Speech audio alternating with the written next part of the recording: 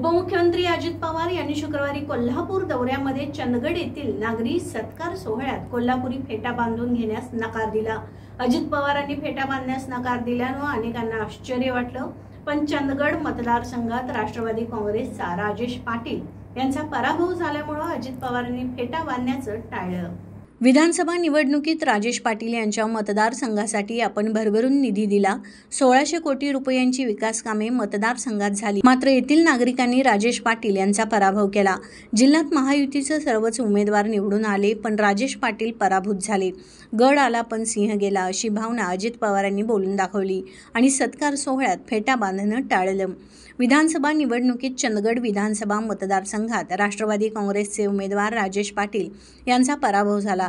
त्याचा संदर्भ देताना माजी आमदार राजेश पाटील यांना अश्रू अनावर झाले। राजेश पाटील यांचा हुंदका दाटून आला। सर्व काही सुरळीत असताना माशी कुठं शिंकली हे मला माहीत नाही, पण ही जनता कायम आपल्यासोबत राहील।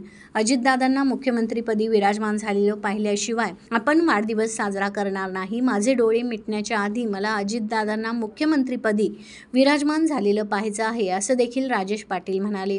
मी आज कोल्हापुरी फेटा बांधून घेतला नाही, कारण माझा उजवा हात असलेला राजेश या ठिकाणी पराभूत झाला आहे।